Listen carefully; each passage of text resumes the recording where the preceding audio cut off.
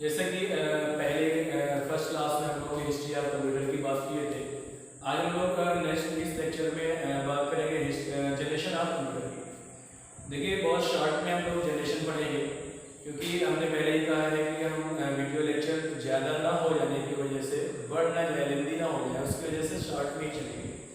सबसे पहले generation of computer, जैसे ह्यूमन जनरेशन होती है, सेम उसी तरीके से हम कंप्यूटर की जनरेशन को भी मानते हैं और कंप्यूटर की जनरेशन को भी कैटेगराइज किया जा सकता है। और उसमें हम टेक्निक के बेस पे, साइज के बेस पे इस कंप्यूटर की जनरेशन को डिवाइड करते हैं। फर्स्टली जैसे हम शुरू करते हैं कि हम पहले आपको फिगर के अकॉर्डिंग थोड़ा सा शॉर्ट में समझा देते हैं, उसके बाद थोड़ा थोड़ा करके हम उस पर डिस्कस कर लेंगे, क्लियर हो जाए। ठीक है, देखिए जैसे जनरेशन की हम बात करते हैं, तो generation of computer can be categorised in 5 types on the basis of technology. यानी टेक्नोलॉजी के बेस पे हम कंप्यूटर जनरेशन को 5 टाइप्स में कैटेगराइज कर सकते हैं। और उसमें सबसे पहले इसमें जो आपको मेन चीज, जो ध्यान देने वाली बात है, जो समझने वाली बात है, दो चीजों को आपको मेन पॉइंट करना है। जैसे सबसे पहली चीज तो ईयर, कि कब, किस ईयर से लेकर के किस ईयर तक जनरेशन स्टार्ट होती है, और उससे भी ज्यादा इंपॉर्टेंट है कि किस जनरेशन में किस टेक्नोलॉजी का यूज हुआ। जैसे मोस्टली आप जब रीड करेंगे कहीं इंटरनेट पे या बुक्स में, तो थोड़ा सा इसके ईयर में कंफ्यूजन मिलता है, लेकिन जो थोड़ा मोस्टली जगहों पे हमको बुक्स में पढ़ने में, क्योंकि मैंने कई जगह से पढ़ा, तो उसमें हमको जो मोस्टली ईयर है मैंने वो वेरीफाई किया है। और जो मोस्टली जो क्वेश्चन बनते हैं वो टेक्नोलॉजी को लेकर बनते हैं कि किस जनरेशन में कौन सी टेक्नोलॉजी का यूज किया गया। तो सबसे पहले हम ये कहेंगे कि जनरेशन ऑफ कंप्यूटर को हम 5 कैटेगरीज में डिवाइड करते हैं। थोड़ा सा शॉर्ट टर्म में आप समझ लीजिए कि जैसे हम पहली जनरेशन की बात करेंगे, यानी फर्स्ट जनरेशन में, तो इस फर्स्ट जनरेशन में हम बात करते हैं कंप्यूटर की, तो इसमें ये जनरेशन जो हमारी स्टार्ट होती है वो होती है 1940 से और 1950, पहली जनरेशन हमारी स्टार्ट होती है। और इसमें जो हम टेक्नोलॉजी यूज करते हैं इस जनरेशन में, वो वैक्यूम ट्यूब्स की टेक्नोलॉजी हम यूज करते हैं। अभी हम बात करते हैं वैक्यूम ट्यूब्स होता क्या है, क्या उसका काम होता है।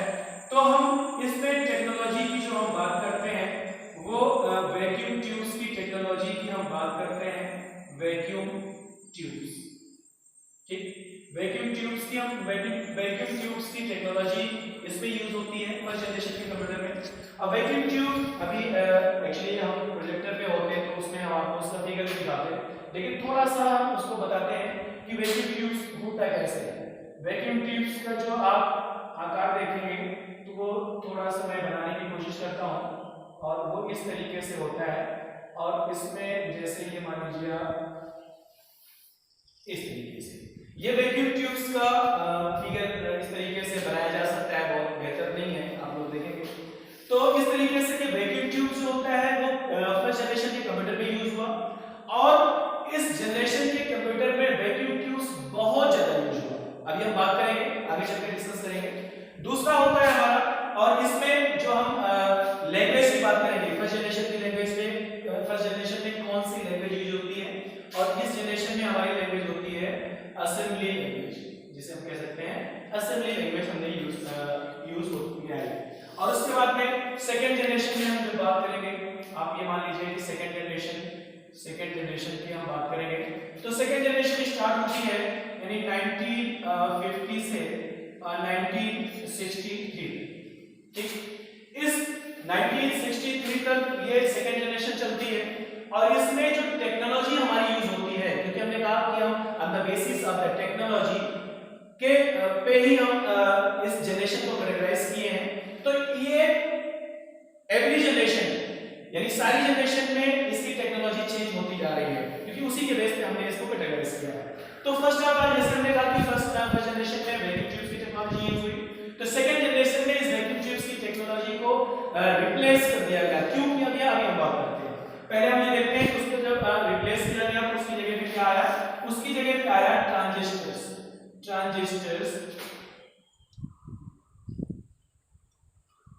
ट्रांजिस्टर्स का यूज हुआ, यानी इस जनरेशन में ट्रांजिस्टर्स का यूज हुआ। और लैंग्वेज की जब हम बात करेंगे तो इसमें इस लैंग्वेज में आ गई थी हमारी कोबोल है, नहीं तो हाई लेवल लैंग्वेज में है इस लैंग्वेज में अगर हम बात करेंगे तो हाँ हाई लेवल लैंग्वेज आ चुकी थी, लेकिन ये कोबोल यानी common business language, common oriented business, common business oriented language यानी कोबोल। और भी लैंग्वेजेस थी हमारी, जैसे कोबोल के बाद में फोर्ट्रान थी, फार्मूला ट्रांसलेशन, फोर्ट्रान इस लैंग्वेज का भी यूज हुआ। और भी लैंग्वेजेस थी, बात करेंगे हम आगे।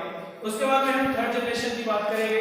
तो थर्ड जनरेशन में ये मान लीजिए कि इसमें आता है थर्ड जनरेशन, आप देख लीजिए इसका जो ईयर चला हमारा वो 1963 से और 1971, ये हमारी थर्ड जनरेशन होती है। और इस थर्ड जनरेशन में फिर इस टेक्नोलॉजी को चेंज किया जाता है, यानी ट्रांजिस्टर को रिप्लेस किया जाता है किससे, विद द आईसी यानी इंटीग्रेटेड सर्किट्स, यानी आईसी की टेक्नोलॉजी से इसको रिप्लेस किया जाता है। और इस थर्ड जनरेशन में अगर हम बात करें तो सी और सी प्लस प्लस लैंग्वेज भी आ चुकी थी, लगभग सी प्लस लैंग्वेज भी आ चुकी थी। और उसके बाद में हम फिर फोर्थ जनरेशन की जब हम बात करते हैं तो इसमें आप ये मान लीजिए कि फोर्थ जनरेशन जो हमारी होती है वो होती है 1971 से लेकर के 1985 तक, यानी 85 तक ये हमारी फोर्थ जनरेशन स्टार्ट होती है। और देखिए इसमें जब हम बात करेंगे कि टेक्नोलॉजी की, तो अब टेक्नोलॉजी तो आईसी के अलावा, यानी आईसी जो है हमारी वो आज तक यानी फिफ्थ जनरेशन में जो आज टिल नाउ आज तक प्रेजेंट टाइम में भी हम जो टेक्नोलॉजी यूज कर रहे हैं वो भी एक आईसी की टेक्नोलॉजी यूज कर रहे हैं, बस उस आईसी की टेक्नोलॉजी को अपडेट किया गया, अपग्रेड किया गया। क्यों? क्योंकि जो आईसी पहले यूज हुई, यानी हम बात करेंगे कि यहाँ थर्ड जनरेशन में आईसी यूज हुई थी और उसको जब अपडेट किया गया तो यहाँ पे एलआईसी उसका नाम रखा गया एलएसआई यानी लार्ज स्केल इंटीग्रेशन, और उसके बाद में उसको और अपडेट किया गया तो उसका नाम दे दिया गया VLSI यानी वेरी लार्ज स्केल इंटीग्रेशन। ठीक, इस तरीके से ये टेक्नोलॉजी यूज होती है। और इसमें इस फोर्थ जनरेशन में एक बहुत ही इंपॉर्टेंट इन्वेंशन होता है जिसका नाम होता है माइक्रो प्रोसेसर। यानी हम अगर बात करें तो माइक्रो प्रोसेसर आप लोग सभी लोग जानते होंगे कि माइक्रो प्रोसेसर क्या होता है। माइक्रो प्रोसेसर आप ये कह सकते हैं has the place as the heart of the computer, यानी कंप्यूटर में वो एक हार्ट के प्लेस पे काम करता है ये माइक्रो प्रोसेसर। और ये माइक्रो प्रोसेसर जो आया फर्स्टली जो हमारे अस्तित्व यानी कंप्यूटर में आया, डेवलप किया गया, तो वो आया फोर्थ जनरेशन में, यानी फोर्थ जनरेशन में माइक्रो प्रोसेसर आ चुका था। और क्वेश्चन कभी बनता है what is the name of first micro processor, यानी माइक्रो प्रोसेसर का फर्स्ट नेम, जो फर्स्ट माइक्रो प्रोसेसर था उसका नेम क्या था। तो वहां पे हम बात करते हैं कि जो हमारा फर्स्ट माइक्रो प्रोसेसर था उसका नाम था इंटेल। इंटेल एक ब्रांड है जो आज भी चल रही है हमारी, इंटेल 4004, यानी ये माइक्रो प्रोसेसर पहला माइक्रो प्रोसेसर था जो कि इन्वेंट किया गया फोर्थ जनरेशन में। और इसी के अकॉर्डिंग जब हम आगे चलते हैं और इसमें भी जो लैंग्वेज की बात करेंगे तो सी तो ऑलरेडी आ चुकी थी, सी लैंग्वेज, और सी प्लस प्लस भी आ चुकी थी। और उसके अलावा इसी जनरेशन में हम बात करेंगे तो जावा की भी लैंग्वेज आ चुकी थी, यानी जावा लैंग्वेज भी आ चुकी थी। और उसके बाद हम बात करेंगे कि फिफ्थ जनरेशन की, ठीक है, यानी फिफ्थ जनरेशन में जब हम बात करेंगे तो फिफ्थ जनरेशन आप कह सकते हैं कि ये फिफ्थ जनरेशन जो स्टार्ट होती है उसका ईयर था 1985 से आज तक, यानी टिल आज तक।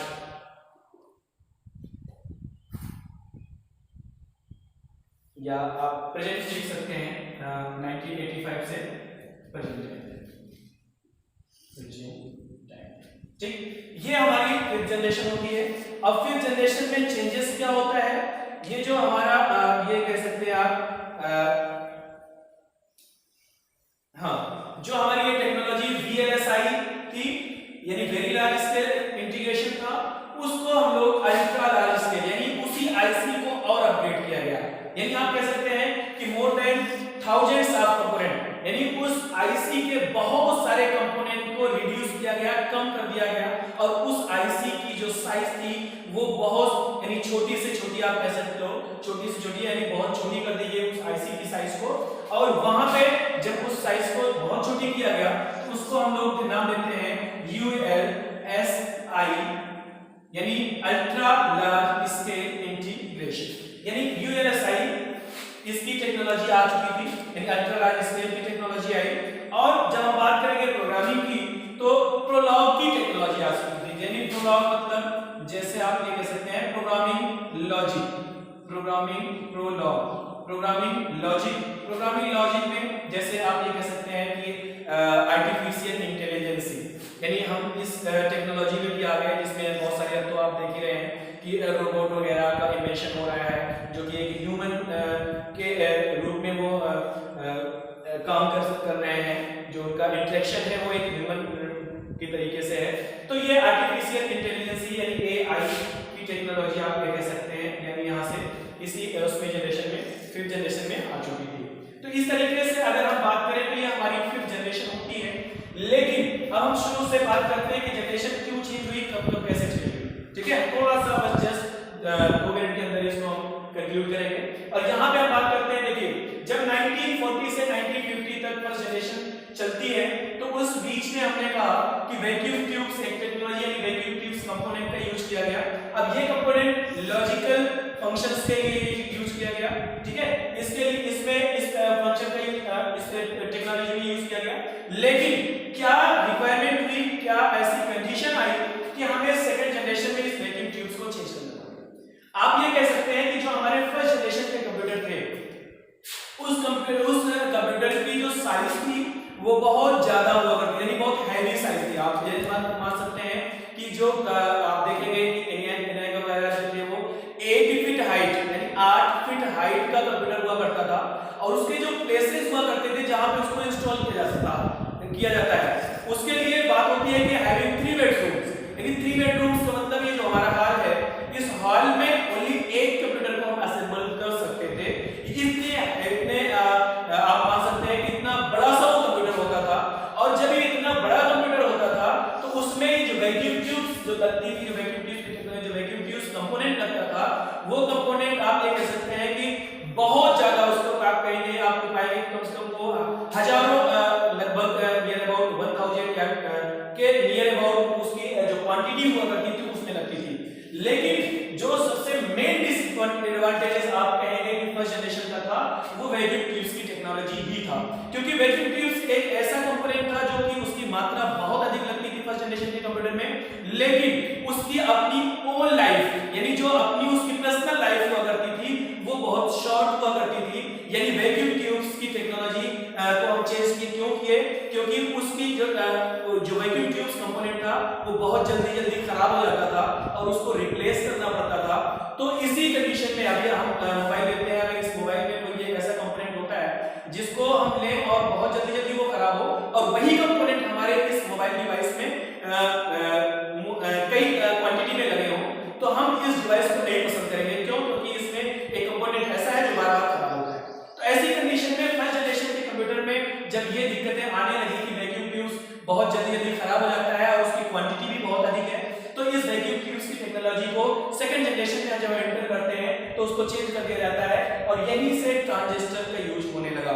ट्रांजिस्टर आप देख रहे होंगे मोस्टली हम लोग टीवी या बहुत सारे उसमें इस तरीके से, मैं बता नहीं सकता, थोड़ा सा आप देख लीजिए कि इस तरीके से वो ट्रांजिस्टर का जो कंपोनेंट होता है, इस तरीके से वो कंपोनेंट हमारा होता है इस तरीके से, और वो जो मेन बोर्ड होता है उसमें फिक्स किया होता है। ये ट्रांजिस्टर का आप इस कह सकते हैं, मैंने साइज दिया, ट्रांजिस्टर इस तरीके से होता है, लगभग आप देखे होंगे। तो ये ट्रांजिस्टर हमारे सेकंड जनरेशन में मिल जाती है, यूज होने लगा, और वैक्यूम ट्यूब्स को फुल्ली रिप्लेस कर दिया गया। तो यानी सेकंड जनरेशन में वैक्यूम ट्यूब्स का कोई यूज नहीं हुआ। उसके बाद में जब हम थर्ड जनरेशन में आते हैं यानी 1963 से 1971 तक, तो इस कंडीशन में आती है बात कि ट्रांजिस्टर तो आज भी यूज हो रहा है, लेकिन इस टेक्नोलॉजी के जगह पे इसको भी रिप्लेस किया गया। रिप्लेस करने का मतलब है कुछ जो रिक्वायर्ड थे उतने ही ट्रांजिस्टर हमारे यूज हो रहे हैं, बाकी मोस्टली उसका जो काम लिया जाने लगा आईसी यानी इंटीग्रेटेड सर्किट से काम लिया जाने लगा। आज हम देखते हैं कि मोबाइल में भी आईसी पाई जाती है, आईसी साउंड आईसी चली गई है या डिस्प्ले आईसी चली गई है, इस तरीके से हम बोलते हैं। यानी अगर हम साउंड आईसी की बात करते हैं, डिस्प्ले आईसी की बात करते हैं, तो आप ये अंदाजा लगा सकते हैं कि इस छोटे से स्मार्टफोन में भी 2 आईसी कम से कम होती है। यानी साउंड आईसी तो हम बता रहे हैं आपको और डिस्प्ले आईसी भी होती है। तो इस तरीके से 2 आईसी आज भी स्मार्टफोन में लग रहे हैं। तो यहाँ पे आईसी तो आया, लेकिन उसके अलग अलग काम जो उसके वर्क हुआ करते थे, तो अलग अलग आईसी अलग अलग उसमें पार्ट में हम डिवाइड कर देते थे उसके वर्क को। तो आईसी की भी साइज थोड़ी बड़ी हुआ करती थी और कई आईसी लगती थी। तो ये थर्ड जनरेशन में हुआ करता था। लेकिन जब हम फोर्थ जनरेशन में एंटर करते हैं 1971 से 1985 तक, तो ऐसी कंडीशन में हुआ क्या कि उस आईसी को रिड्यूस किया गया, यानी छोटा कर दिया गया, उसके साइज को रिड्यूस किया गया। और जब रिड्यूस कर दिया गया वाली साइज को, तो हम उसको उस कंडीशन में उस टेक्नोलॉजी का नाम देते हैं LSI, लार्ज स्केल इंटीग्रेशन।